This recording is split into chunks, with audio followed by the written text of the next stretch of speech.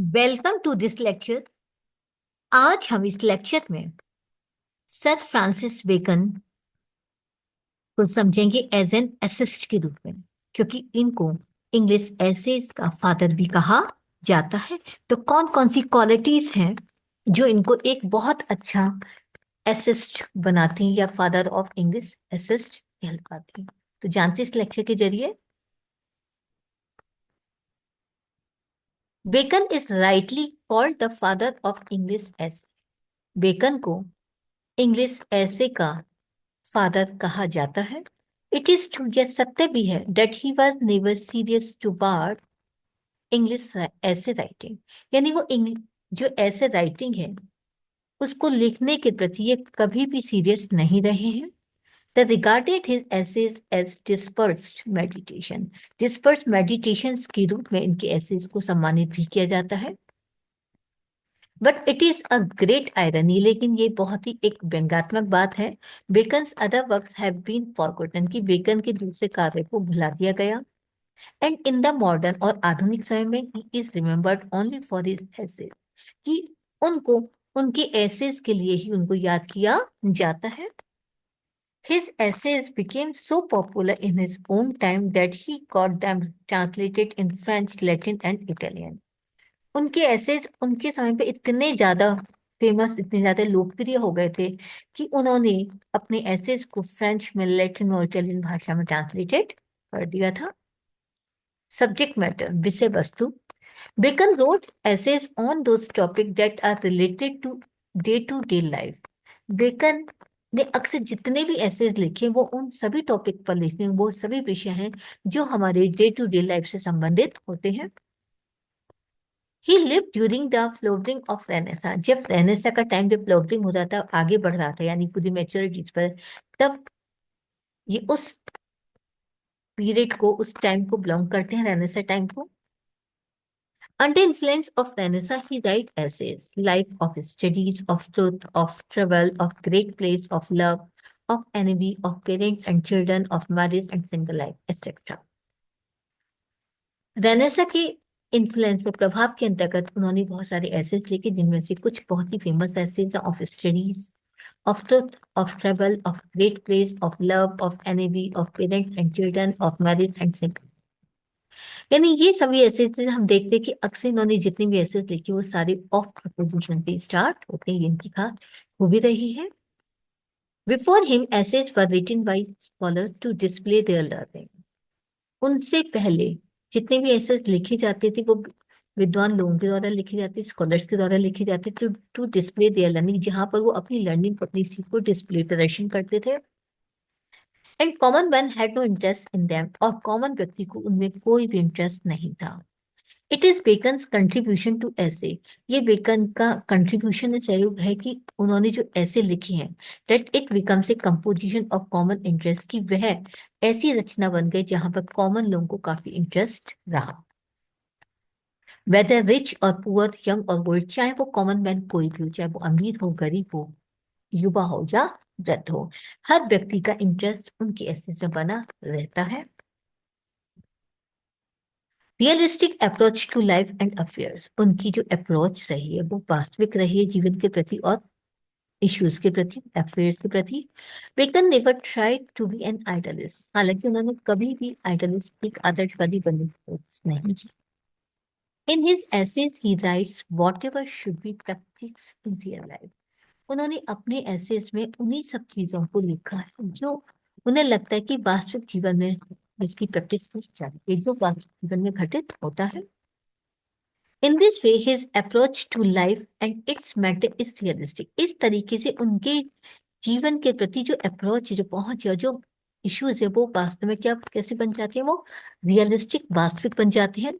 For example, in his famous essays, उनका जो famous essay of truth, he points out a fact, वो एक तथ्य को इंगित करते हैं, दैट प्योर गोल्ड और सिल्वर में भी प्रैक्टिस, वो कहते प्रेस, वो कहते हैं कि जो शुद्ध सोना होता है और जो चांदी होती है उसको हम हमेशा प्रशंसा करते हैं उसकी, बट नॉट यूज, लेकिन शुद्ध चांदी को, शुद्ध सोने को कभी हम इस्तेमाल नहीं करते हैं। दे बिकम यूजफुल, वो यूजफुल तब बनते हैं when with the help of alloy points are made, जब उसके अंतर्गत हम चीजों को कुछ मिक्स कर देते, तभी उनको चीज, जैसे कि अगर सोना बनाते हैं तो प्योर सोने की चीजें कभी नहीं बनती आभूषण। हम प्योर सोने में कुछ ना कुछ उससे मिलावट करते हैं, तभी वो उससे आभूषण बनते हैं। तो इसी की प्रशंसा जब करते हैं कि शुद्ध सोना होना चाहिए, लेकिन शुद्ध सोने का इस्तेमाल नहीं होता है। Like wise pure truth is useless, इसी तरीके से जो शुद्ध सत्य होता है, यानी जो सच है, इस यूजलेस, वो बेकार होता है। It becomes useful by mixing A bit of falsehood, लेकिन ये तभी काम में होता है, तभी प्रयोग में किया जाता है, जब इसमें थोड़ा बहुत झूठ मिलाया जाता है। Mixture of falsehood is like alloy in coin of gold and silver, वो कहता है कि जब तक हम झूठ को मिक्स नहीं कर देते सोने और चांदी के सिल्वर में, यानी अगर प्योर सोने में थोड़े सा हम जस्ता तांबा में कुछ ना कुछ मिलाते हैं, इसी तरह के सिल्वर में कुछ ना कुछ मिलाते हैं, जब तक कुछ मिक्स नहीं करते थे वो काम नहीं करता। उसी तरीके से सच भी तब तक काम नहीं करता जब उसमें थोड़ा सा झूठ नहीं मिलाया जाए। विच में मेक द मेटल पर्फेक्ट, वही उस मेटल को, धातु को क्या बनाते हैं, बेटर बनाता है, बहुत अच्छा बना देता है। बट इट एम्प्लीफाइज इट, और इसको, तो इस तरीके से सच में भी थोड़ी बहुत झूठ जब मिलता है तब वो सच और भी ज्यादा अच्छा बन जाता है। प्रैक्टिकली तभी वो अच्छा बनता है। बात बाकी हम कहने के लिए बहुत होता है कि सच होना चाहिए, लेकिन उसमें थोड़ा सा झूठ की मिलावट अवश्य होनी चाहिए। रियलिस्टिक यही है। Practical wisdom, Bacon's essays are fruit of observation of life. Bacon के जितने भी ऐसे हैं वो फल हैं किसका, ऑब्जर्वेशन ऑफ लाइफ। उन्होंने जो जीवन का जो ऑब्जर्वेशन किया है, जीवन लाइफ को जो देखा है, घटित हुआ है, उसका फ्रूट, उसके फल है, यानी उसका उपयोग हुआ है, हमें यहाँ पर देखने को मिलता है। They are packed with practical wisdom, उनके जितने भी हैं सभी ऐसे प्रैक्टिकल विजडम, व्यवहारिक व्यवहारिक ज्ञान से भरे हुए हैं। He is not one of those blind philosopher, वो उन ब्लाइंड फिलोसोफर में से जो आंखें बंद करके काम करते हैं, या जो ब्लाइंड फिलोसफर जो जो बहुत आसानी से किसी चीज पे विश्वास करते हैं, उन फिलोसोफर्स के में से एक नहीं है। वो बिलीव इन एब्सोल्यूट वर्च्यू, जो पूरी तरीके से गुण में विश्वास करते हैं। वाइल बेकन नो, जबकि बेकन जानते हैं that in practical life even the excess of good may prove harmful, वो कहते हैं कि व्यावहारिक जीवन में जब अच्छाई की ज्यादा अधिकता हो जाती है तो वो हार्मफुल, नुकसानदायक बन जाती है। For example he praises the importance of studies in the ऐसे ऑफ स्टडीज, उन्होंने ऑफ स्टडीज जो नामक जो ऐसे, वो स्टडीज की इंपॉर्टेंस की प्रशंसा करते हैं कि हर व्यक्ति को अध्ययन करना चाहिए। But at the same time warns against disadvantage, लेकिन वो साथ में वार्निंग भी देते हैं कि उसका एडवांटेज भी होता है।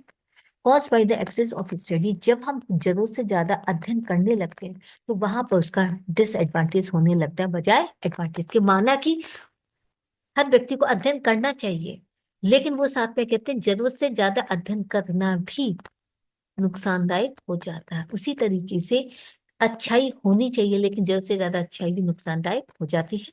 It is his practical wisdom, ये उनका व्यवहारिक ज्ञान है, व्यवहारिक बुद्धि है, that he finds out creative utility of various subject, की उन्होंने विभिन्न प्रकार के सब्जेक्ट की प्योरिटी, यूटिलिटी, उसकी उपयोगिता को, इलाज को भी उन्होंने फाइंड आउट किया कि किस तरीके से स्टडीज के आधार पर हम विशेष बीमारियों को भी सॉर्ट आउट कर सकते हैं। ने देयर इज नो स्टोन और इम्पेडिमेंट इन द बिट, वो कहते हैं कि बुद्धि, बिट माने बुद्धि, बुद्धि के अंतर्गत जो इम्पेडिमेंट, जो बाधाएं होती, कोई पत्थर अगर होता है, वे भी सॉर्ट आउट किया जा सकता है बाई फिट स्टडी, अगर हम उचित अध्ययन के द्वारा, हमारी अगर बुद्धि में कहीं कोई अगर बाधा, कोई ऐसा पत्थर, रुकावटें होती हैं, उनको हम लोग सॉर्ट आउट कर सकते हैं। कंप्रीहेंसिव स्टाइल, उनका जो स्टाइल रहा है पूर्ण रहा है, कंप्रीहेंसिव पूर्णता, जो कंप्लीट होता है पूरा, वो स्टाइल उन्होंने अपनाया है। Bacon's essays are marked for their comprehensiveness, Bacon के सभी निबंधों को हम चिन्हित करते हैं कंप्रीहेंसिव पूर्णता के लिए। His he discusses all aspect of his subject, उन्होंने अपने विषय के हर पहलुओं को वो वर्णन करते हैं। इन दिस कंटेक्स्ट, इस संदर्भ में the essay of truth, truth नामक जो ऐसे है, इज हाईली सिग्निफिकेंट, वो काफी महत्वपूर्ण है, काफी। Bacon throws light on great importance of truth, वो सच्चाई की ग्रेट इंपॉर्टेंस पर रोशनी डालते हैं, without neglecting the practical utility of falsehood, लेकिन वो उस चीज को भी, जो फाल्सहुड, झूठ की उपयोगिता का, जो व्यापारिक जीवन है जो महत्व, उसको नेग्लेक्ट किए बिना वो सच्चाई की इंपॉर्टेंस पर रोशनी डालते हैं। वो कहते हैं ट्रुथ में perhaps come to the price of a pearl, वो कहते हैं कि सच्चा जो सच होता है वो सच्चाई एक मूल्यवान बनती है किसके लिए, एक पल मोती के लिए। दैट शोड वैल्यू वास्तव में डे बाई डे बेस्ट हो जाती है, अच्छी हो जाती है, but it will not rise to the price of a diamond. लेकिन इसका जो मूल्य है वो डायमंड या कार्बन के मुकाबले नहीं हो सकता। दैट शोड वैल्यू की हमेशा विभिन्न प्रकार की रोशनी में भी सबसे ज्यादा बेस्ट नजर आती है, क्योंकि सच्चाई में जब तक थोड़ा सा हम झूठ को ना मिलाएं तब तक उसमें समझ में नहीं आता, वो और ज्यादा बेस्ट नहीं हो सकता। तो on the one hand he points out the important value of falsehood in practical, इसी तरीके से वो बताते हैं कि प्रैक्टिकल जीवन में, व्यावहारिक जीवन में फाल्सहुड की क्या इंपॉर्टेंस है, कि इसकी क्या वैल्यू होती है, मूल्य क्या होता है। और on the other hand content false, लेकिन दूसरे हाथ में वे झूठ की बुराई भी करते हैं। एंड डिसऑनेस्टी रिगार्डिंग देम, और उनको डिसऑनेस्टी, बेईमानी कहकर भी सम्मानित करते हैं। As the goings of the serpent, वो कहते हैं कि जिस तरह के सर्पेंट होता है, जब हमारी कहते हैं ना कि शैतानी हल होता है, जब हम माने कि कुछ गलती अगर आपने की, लेकिन शैतानी जब आपके दिमाग में छा जाती है, जो कि सांप के रूप में उन्होंने संज्ञा दी है, तो वो व्यक्ति को नष्ट कर देता है। तो हमें हल्का सा फालतू सच्चाई मिलाना चाहिए, ना कि पूरी तरीके से झूठ को उसमें मिलाना चाहिए, वरना वो सरपेंट का काम करता है, वो एक शैतान प्रवृत्ति का कार्य करता है। According to him these evils lead to shameful punishment, क्योंकि उनके अनुसार इस प्रकार की जो बुराई होती है, जो पूरी तरीके से फालतू है या पूरे सरपेंट के रूप में काम से, वो हमारे लिए ऐसा पनिशमेंट बनता है जो सिंपल हो जाता है, एक दंड नहीं, एक शर्मनाक दंड कहलाता है। Which goes basically upon the belly, जो सीधे सीधे हमारी बेली के अंदर जाता है, हमारे पेट के अंदर जाता है, नॉट अपॉन द फीट, ना कि हमारी पैरों में जाता है। देयर इज नो वाइस, इसमें कोई बुराई नहीं है। That so cover a man, तो व्यक्ति को कवर करता है विद सेम संविंदगी के साथ, as to be found false, जो कि पूरी तरीके से झूठ और परफिडियस पाया जाता है। यानी पूरी तरीके से उसमें कहने का मतलब है कि हमको एक्सेस किसी भी चीज की नहीं होनी चाहिए। आप ट्रुथ की बात करते हैं, हल्का सा उसमें फालतू उसको झूठ को मिलाया जा सकता है, तो वो सच और भी ज्यादा अच्छा बन जाता है। लेकिन प्योर अगर आप बात करते हैं पूरी तरीके से, फिर पूरा झूठ भी होता है, वो भी नुकसानदायक होता है, पूरा सच भी नुकसानदायक होता है। तो प्रैक्टिकल कहते हैं कि आप अगर मिक्स करके काम करते हैं, कि जिससे कहते हैं वो चीजें बहुत अच्छी बन जाती है।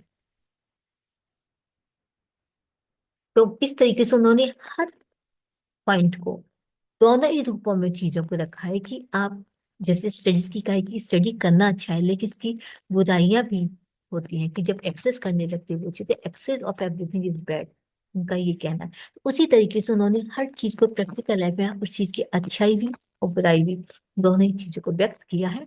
Thus Bacon is a great prose writer, इस तरीके से बेकन एक प्रोज लेखक है। He is rightly called the father of English essays, for he developed English essays to perfection, क्योंकि उन्होंने जितने भी इंग्लिश एसेज उसको परफेक्शन पूर्णता दी है, और इसी वजह से उनको इंग्लिश एसे का फादर कहा जाता है। He took subject matter from day to day life, और वह सब्जेक्ट मैटर को उन्होंने, जितनी भी विषय वस्तु रही, उन्होंने अपनी प्रैक्टिकल जीवन से, दिन प्रतिदिन की जिंदगी से उठाए हैं। हिज अप्रोच इज रियलिस्टिक, उनकी अप्रोच क्योंकि व्यावहारिक ज्ञान से भरी हुई, तो वो रियलिस्टिक है उनकी approach. His essays are full of practical wisdom, उनके एसेज प्रैक्टिकल व्यावहारिक ज्ञान से भरे हुए हैं। They are written in comprehensive style, उन सबको पूर्ण स्टाइल में, कम्प्रिहेंसिव स्टाइल में लिखा गया है। तो इस तरीके से हमने देखा कि बेकन को किस तरीके से हम एक एज एन एसिस्ट के रूप में जज कर सकते हैं, जबकि उनको फादर ऑफ इंग्लिश ऐसे ही कहा जाता है, अपनी परफेक्शन के लिए, अपनी प्रैक्टिकल विजडम के लिए। तो उम्मीद करती हूँ आपको ये पॉइंट समझ में आएगा, क्यों हम बेकन को फादर ऑफ इंग्लिश से कहते हैं, या उनके ऐसे में कौन कौन सी विशेषता होती है, कौन सी विशेष चीजें होती हैं। तो thank you very much. Please like और सब्सक्राइब करना ना भूलें।